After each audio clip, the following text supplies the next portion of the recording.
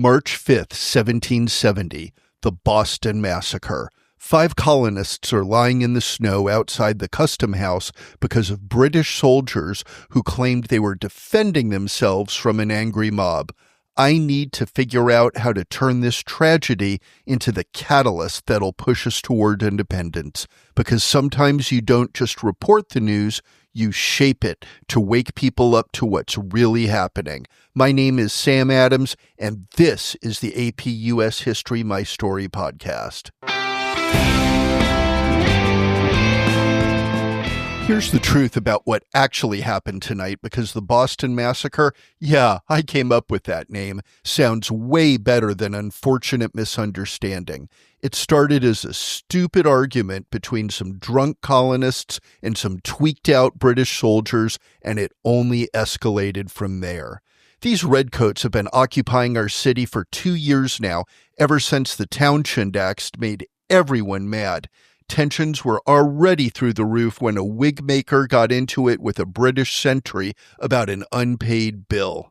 More colonists joined in, throwing snowballs, rocks, calling the soldiers bloody backs and lobsters. The British captain Thomas Preston showed up with 8 more soldiers, but instead of de-escalating, things got crazier. Someone yelled fire and the soldiers panicked and 5 people went down, including Crispus Attucks, a sailor who was probably the first African American to sacrifice his life for American independence.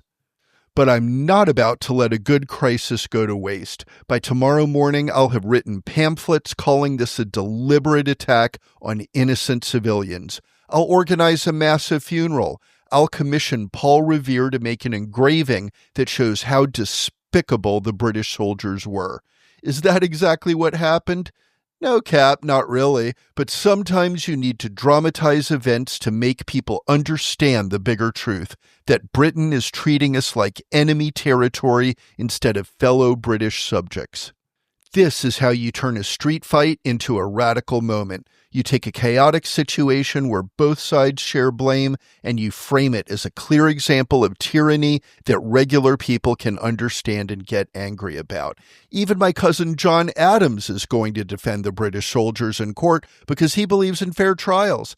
And then they'll mostly be acquitted because legally they were acting in self-defense. But that doesn't matter for the bigger picture I'm painting.